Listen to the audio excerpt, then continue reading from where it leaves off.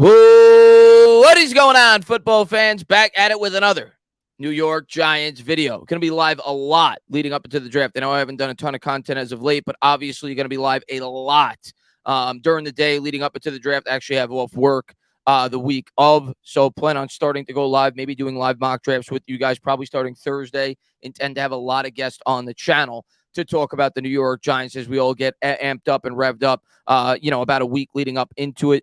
Be a lot of live streams on the channel. Definitely going to be a lot of fun. There's a lot of ways in which the New York Giants can go. And right now, my head is in the clouds. I don't know what they're going to do. I think I have at least a slight idea as to where they may be leaning, but at the end of the day, things could change on draft night, especially the further back you pick at 25. I think there's probably 15 players, realistically speaking, that the New York Giants could end up with that 25th overall selection. But regardless, super amped up about that. In this video, obviously, as you can tell by the title, what we're going to focus on is the press conference today from Brian Daboll. Of course, the New York Giants were back in the building today. I know a lot of you guys in the comments seem to like these videos where I do a commentary of the press conferences. I always think that's more effective than just reading the quotes, getting to see the full context. And I haven't even seen this video yet, so you're getting my first glance at it. Was busy at work. I saw, some of the quotes of what Brian Daboll had to say, but excited to jump into it. It's about a 20-minute video. Also wanted to touch briefly on the contract today by Jalen Hurts. Hurts today signed a deal in what amounts to be $179 million guaranteed from the Philadelphia Eagles. I think it was 5 years, roughly about $250 million. I think it was 255. And it could reach even higher with certain incentives, which I think could potentially get it up to about $54 million a year on average, which is right around what I expected Jalen Hurts to get. That's just the market for the quarterback position. And when you look at the guaranteed salary, Jalen Hurts signed for more than double of what Daniel Jones signed for. Not taking anything away from Hurts. He had a really good year. Obviously went to the Super Bowl. Can't stand him and his football team. But as a Giants fan, I'm happy that they at least signed him to a lot of money, because that'll make it more challenging in the future for them to build up their football team, especially being that it's 179 guaranteed and there's a no trade clause in that contract. So I wanted to talk briefly on that as Hurts sets the quarterback market. And now when you look at the market, Daniel Jones right now, at least in terms of guaranteed money, is the 12th highest quarterback paid in the National Football League. And that's before the pending Lamar Jackson extension. That's before the pending Joe Burrow extension. That's before the pending Trevor Lawrence extension probably in a couple of years, along with Justin Herbert. So within like a year or two, even before the start of this year, he's probably going to be 15th or 16th in terms of average salary for a starting quarterback, or at least guaranteed salary for a starting quarterback in the National Football League, which is about the bottom of the barrel. Because when you think about it, about half the league is on rookie quarterback salaries, whether they're first year, second year, third year, fourth year. A lot of times the guys don't see their next contract and the team drafts another quarterback. There's only probably about 16, 17, 18, maybe 19 quarterbacks that are getting paid beyond a rookie salary. So at the end of the day, the deal worked out to be, I think, cost effective if you decided to push forward with Daniel Jones at the quarterback position, especially being that it's only 85 guaranteed. So all in all, I think this just cements home the fact that the New York Giants did not have as nearly as bad of a deal as many anticipated or prognosticated after the Giants signed that contract. Obviously, they look at the yearly salary, but look at the guaranteed money. Jalen Hurts got double. Expect all the quarterbacks I just mentioned with pending contract extensions to get at least double. Burrow, Herbert, so on and so forth. So I think the Giants definitely potentially could have a bargain on their hands if Daniel Jones could take a big leap this year, but that remains to be seen. But I wanted to jump into what Brian Daboll had to say today in the press conference, talk about that, and just react to some of the things that he had to say. You're going to get a longer style video today, probably going to be approaching a half hour. But yeah, excited to see what Daboll had to say. The boys, of course, back in camp today. So really good stuff for the New York Giants. We get all the boys back in the building, of course, except for, as we all know, Saquon Barkley and Dexter Lawrence, which he was asked about during this press conference. But without further ado, let's jump right into it.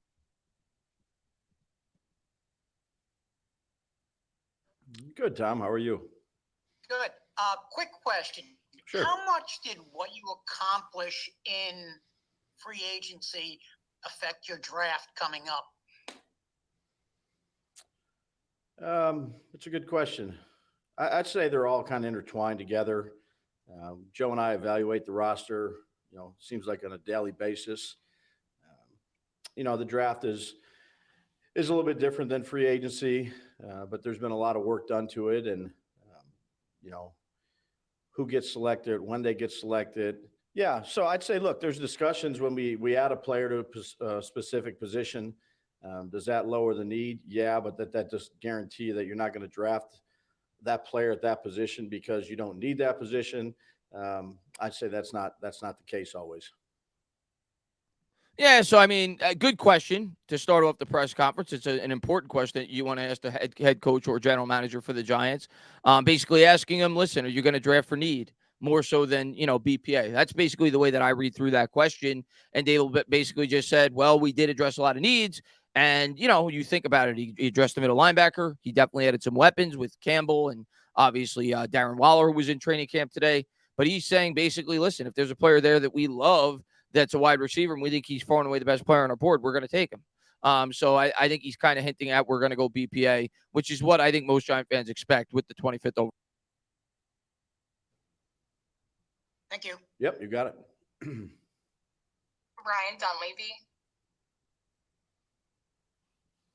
Hey, Brian, how are you? Good, Ryan. How you doing? Good. Obviously, the big story today is Saquon and Dexter not reporting because of contract stuff. How do you handle those guys? Are you in touch with them?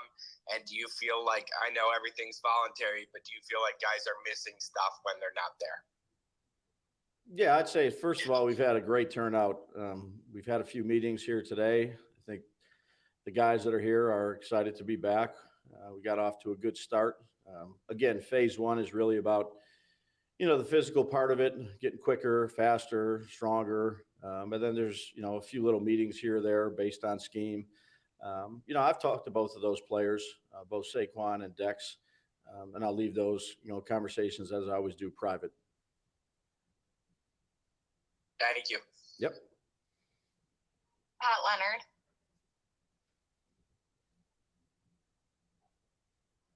Hey, Brian, how you doing? Good, Pat. How are you? Good.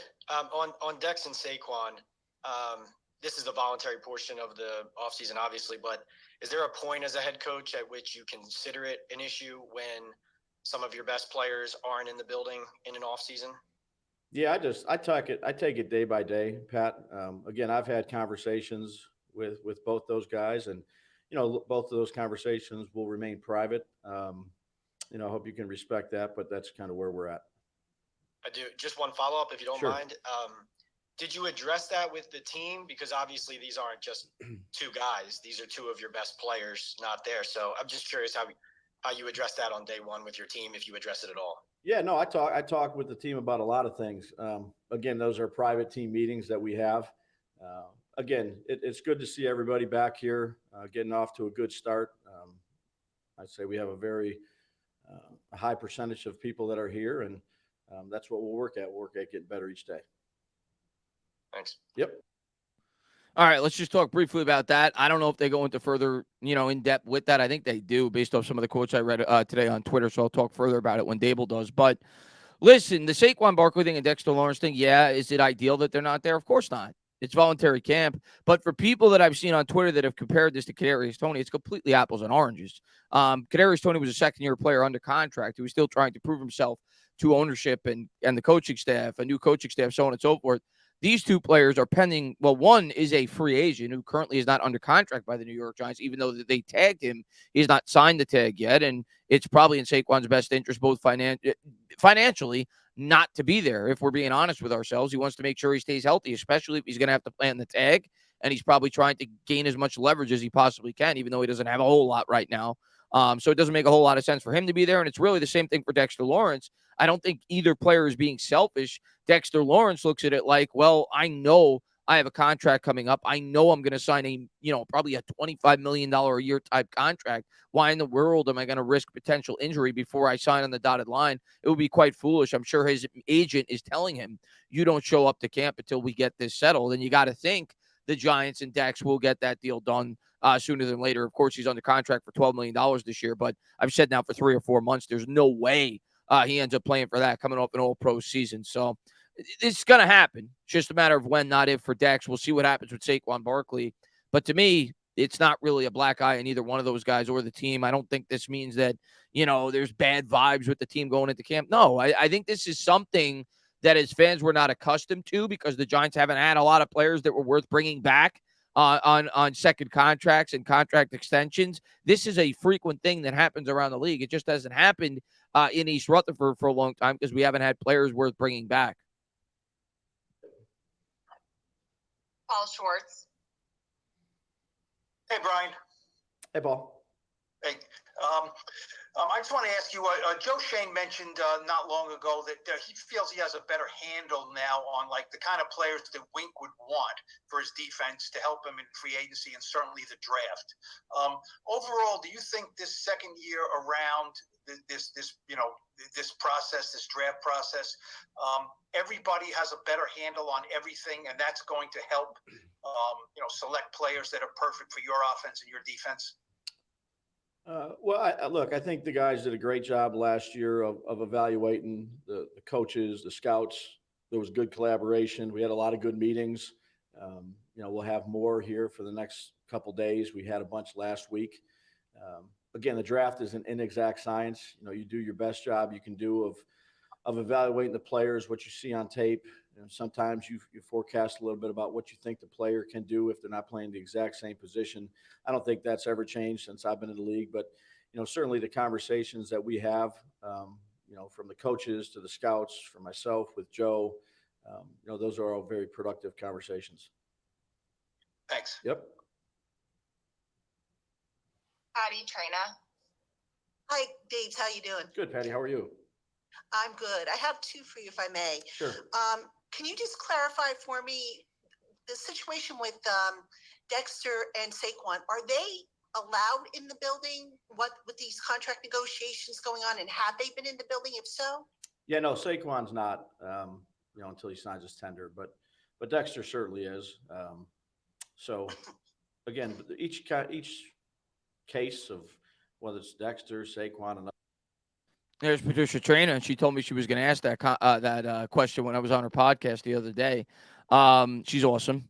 But as far as that question goes, yeah, I mean, it's pretty self-explanatory. Like Saquon Barkley, shouldn't be allowed in because if he gets hurt, he's technically not under contract right now with the New York Giants. So it's not like they're saying we don't want him in the building. It's that he's not a New York Giant at this point in time. So that's obviously the reason for that. And Dex, like I said, he's not going to risk injury right now. So makes sense that he's not going to be in the building quite yet. another play. They're all a little bit different. Again, they're voluntary.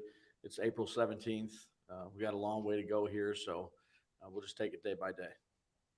and then my follow up to you is: this being your second year, as a head coach, what are some of the things, if any, are you planning to change to make sure that, the team is, either healthier or just better prepared, or any area that maybe you felt was a shortcoming last year that you said to yourself, okay, we've got to make improvements here and we've got to, look forward? Yeah, no, I think you do that, Patty, with every area of your building, from the coaching side to the scouting side, to the training side, to the strength side, to the cafeteria, to, I'd say, facility development. We've done a lot with our weight room, changed that around. It's really, it really looks good, and we think it'll be more productive for the players.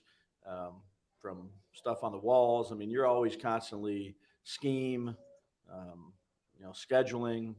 It's a never-ending process, and we've talked about that at length the last few months, and we'll continue to try to improve in every area that we can. Thank you. Yep. Bob Brookover.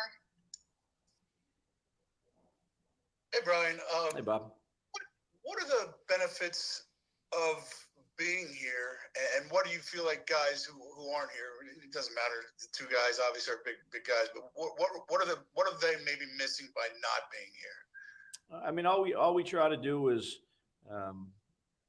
improve in each area that we can while the players are here, whether that be in the strength and development side of it, whether that's system side of it. So again, that's why they're voluntary. Players get to choose if they want to be here, if they don't want to be here. And then whoever's here, we're going to work as hard as we can to help improve in those areas. I'd say the other thing is, the guys just being around one another, getting to know. We have a number of new free agents here. in the building. So it was good this morning to see those guys, start to interact with some of our players that we had last year. There's a lot of people that we had last year that are moving on from different teams, whether that be coach, players. So, again, it's just the introductory stages here, Bob, of really the 2023 season. Got a lot of months and a lot of practices and things like that to go. Can you ever tell if guys have improved in any way, even if it's the mental part of the game? Right now, it's you don't get very much time with them. They're in the weight room, and then we have a couple hours of meetings with them. Hour 45 minutes of, again, guys like Paris Campbell and Darren Waller that are just coming to the building. They don't really even know where to go, so they're getting used to their surroundings, but then they're starting to get used to the plays. So where Daniel is right now isn't necessarily where obviously Darren is, and you got to bridge that gap, and you got to start over and start back with the basics. And there's certain things that you add throughout the off season when you're looking at yourself and self scouting, and maybe throw out a couple things here, add a couple new things here. So each year is a different year, like I've said before, and a lot of work that needs to be done. Thank you. Yep. Jordan Renan.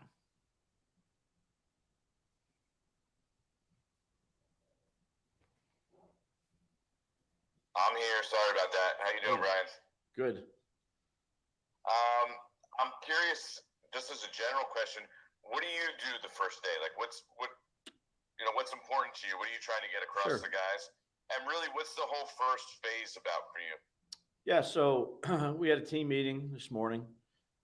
It was brief, but I brought up, I'd say, a lot of people in different areas to kind of introduce them again to the team. Again, you have however many new players, they have to know them. So from, Dr. Lonnie, our mental health therapist, to Jerry Mead, who does security, to Ronnie, who's in athletic training, to Fitz, who's our strength, to Steve Smith, who does our nutrition. I just try to let the new players, put a face with a name, and let those people that are involved in each of the departments be able to tell them what they can do to help them. Because that's our whole goal, is how can we, be good servant leaders? How can we help our players be the best they can be in the building, but outside the building? So a lot of that is introduction to those type of people that work for us. There's just a few things here of kind of what we're looking for in phase one. And then they go work out and, meet offensively. So, then Kafka takes them and installs, some of the core things that he wants to talk about day one. Wink does the same thing. Again, 4 hours is 4 hours. That's what we spend with them. A few hours here working out, a few hours, up to a few hours in the meetings. And on a separate note, your owner said as much about Saquon, that he's not happy with the franchise tag and the contract situation. I've heard kind of the same things, the word unhappy. As a coach in general, how much do you have to manage that, and when players are unhappy with their contract situation and it not affecting the team and the rest of the locker room? Yeah, it's April 17th. Again, I'm going to keep all those conversations, Jordan, private. That's the way I'll always do it. Again, excited about the guys that are here. Much respect for Saquon, and those things, at some form or, some time, or we'll find itself working out. Yeah, so Daboll's not going to give him any headline quotes. Obviously, he's looking for something there, but Daboll's not going to give him that. And yeah, I'm sure the Giants and Daboll are going to want to keep this private. And I think in the end they're going to get something worked out. I really do, because I think it's in the best interest for Saquon to get something worked out. And honestly, I think if the deal makes sense, it's in the best interest for the Giants to get something worked out. I think they want to promote a culture where they reward their players that are respected from within that locker room. I think they want to reward Saquon, but I think right now the price point is just probably way too high. And as the offseason progresses, I really do think they're going to get something worked out. The other thing I just want to make note of, to Jordan's first question, it's just something that I love about Daboll. Every time that that somebody asked him something about the team, he goes out of his way to include everybody, on this roster, whether it be the cook, whether it be the offensive line coach, whoever it may be. He makes sure to include everybody, and their part in building up this New York Giants organization. You could see that since Brian Daboll's taken this job. So I just wanted to make note of that. And he He said basically it's a walkthrough. He's getting everybody acclimated to all the people from within the organization, the team doctors, so on and so forth. But you could tell he's always about togetherness, family, building up culture.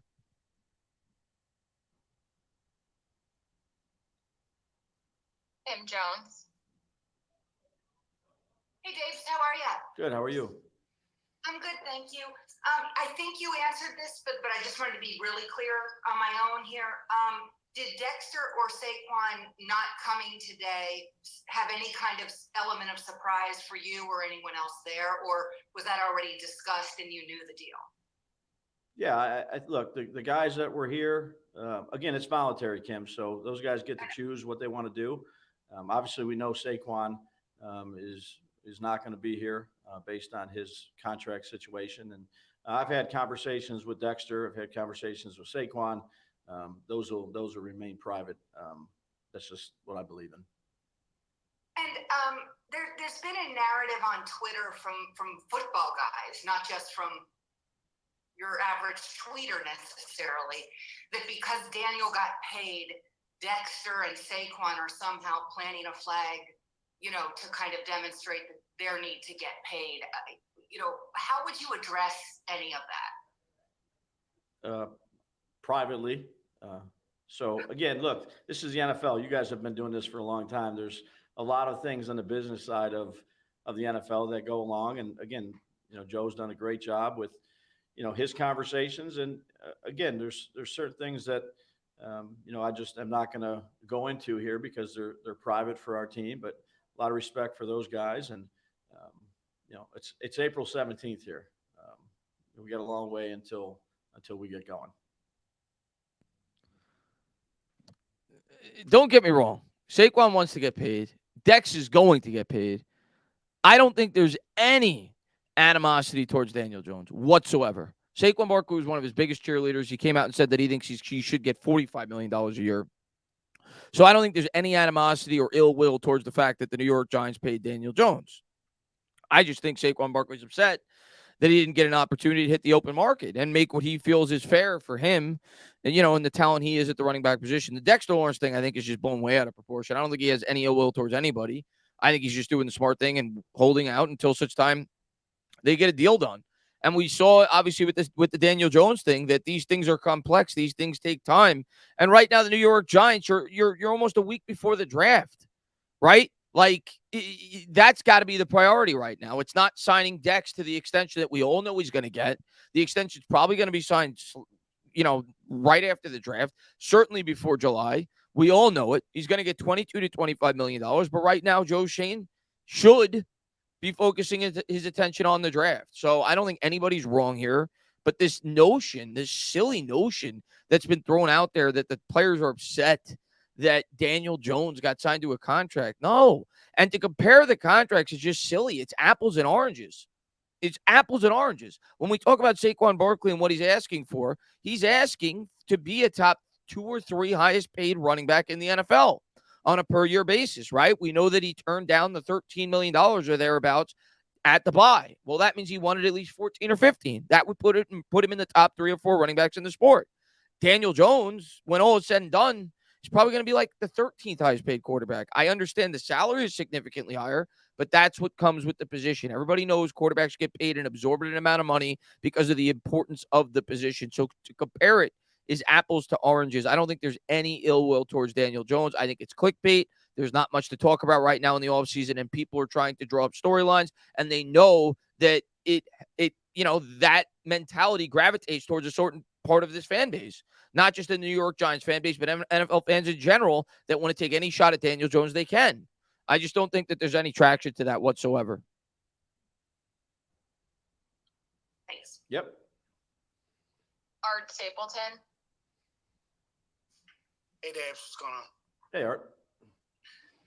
You've mentioned several times about how each year is a new year, and now you're going into year 2. Are there things that you've identified just from a program perspective, maybe by talking to other people? I know you've dug in the past. You talked a lot about last year, reaching out to different coaches. Yep. What works, what doesn't work, that transition. how do you kind of plot that out this year and make sure that it's not just an anticipated continuation of year one? Well, I think when you talk to the team, you talk about today, not yesterday. You think too much about yesterday, it'll get you. You think too much about 3, 4, 5 weeks from now, that'll get you. So just live in the moment. Again, I've had numerous conversations, I'd say, with a lot of different people in leadership roles, really the past few years since I've been in that situation, whether it was a coordinator or a head coach, and try to pick up as many tidbits as I can. Make sure I'm doing my due diligence on my end to make sure that the players are ready to go with a fresh start. I've been fortunate to be part of some really good teams, whether that be in college or the NFL, where we ended up winning a championship and learned from some of the guys that I got to work for of how quickly they turned a page. And I'm not comparing what we did. We really didn't do much. Won one playoff game and that's it. So I've said this frequently about Brian Daboll. One thing that him and Joe Judge have in common is they learned under the same people. Brian Daboll learned under Saban, much like Joe Judge, and also under Bill Belichick. Spent time with the Patriots as well.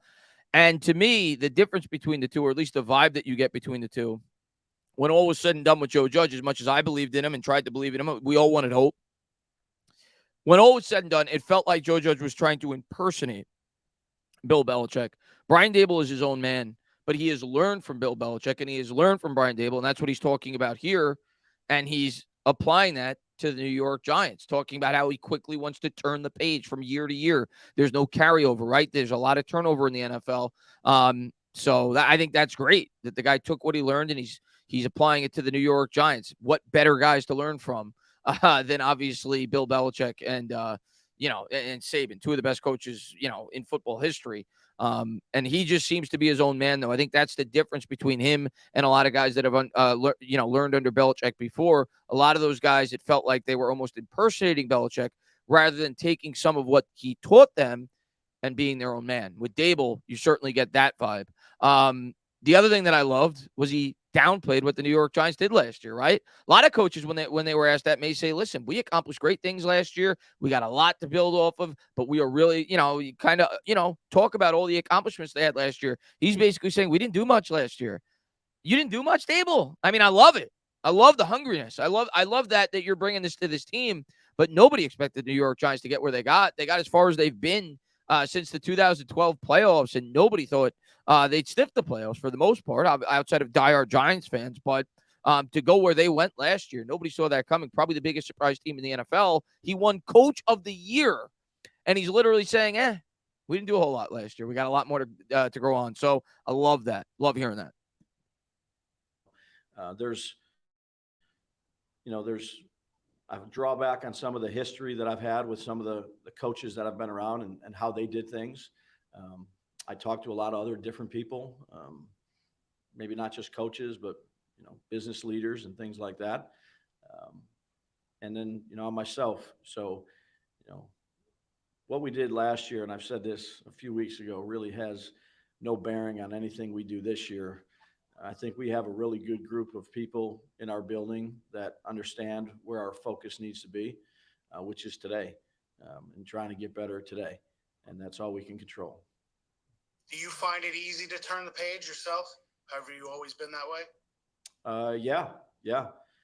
Again, what you do last year and really in any endeavor that you're involved in really has no bearing on the success or the failure you could have the next year.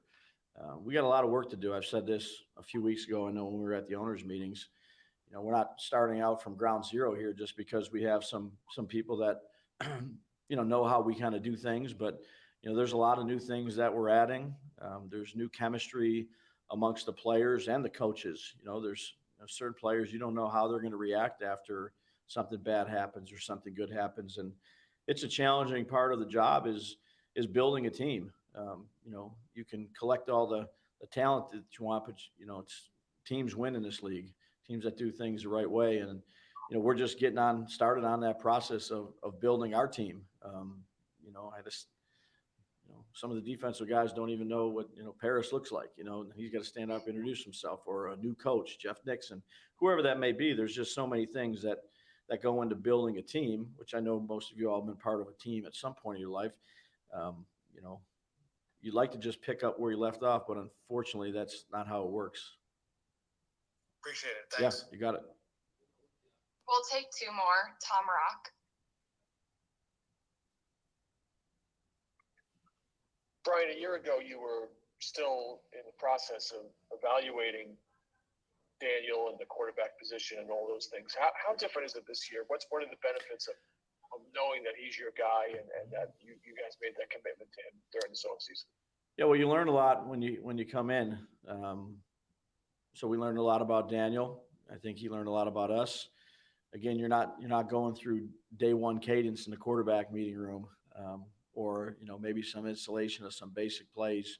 You have a good feel for what the quarterback feels comfortable with, and now it's adding new wrinkles here and there of things that you study in the off season. But the language and the terminology, he has that down. So you jump into some other things, maybe some technique things, maybe some new plays, maybe some things that you saw when you really, broke it down at the end of the season or these past few weeks of, hey, let's take a look and make sure we understand the why behind this play a little bit better. But he's done a good job. He's a consistent person. I'm glad we have him. How about from your point of view in terms of not having to spend energy on analyzing and breaking down and trying to come to a decision about whether or not he's your guy? Yeah, well, I think once you're around a team like we were for last year, our first season, the people that you have on your team, you kind of know some of their strengths and their weaknesses. You also know that they know a lot more than they did last year when you came in, and I'd say the same is for me, just being in my position. So, does experience and togetherness help? To an extent. But you have all these new pieces that you're trying to integrate into your system. Again, albeit be day one, but that's the challenging part of building a team. Like I said before, is you have maybe a few pieces that have a good understanding of how you do things. They know the playbook, they know the ins and outs of the program, all those type of things. And then you have some players that have been in the league for call it 4 years, 5 years, maybe some have been in 10 years. They've been around at different spots, and really the only thing that matters is how you do things in your building and making sure that everybody gets on the same page. And, that's my job. Last one here, Charlotte Carroll. Dave, how's it going? Good, Charlotte. How are you? Good. Just a quick housekeeping. We know obviously Saquon and Dex aren't there. Is there anyone else missing from this first day? No, I'd just say this. We have really good attendance. It was good to see everybody here. And all right, so that'll wrap it up. Just want to have a quick video. Well, not quick. It was long, but want to get a video up talking about it. Of course, he concluded there with Daniel Jones right before that last question, and I'm really excited to see how Daniel could prosper in year 2 with this team. I think we all are. Talking about, the reasons why Daniel should prosper. He's coming in now not wet behind the ears as far as like the way that they want to run this offense. And Daboll knows a lot more about Daniel, not to mention all the pieces they've added for him, and I think we'll continue to add in this year's draft. But at the end of the day, I think the 2023 Giants are going to go as far as Brian Daboll and Daniel Jones take them. It's a quarterback league. Last year, we saw our quarterback take a big leap.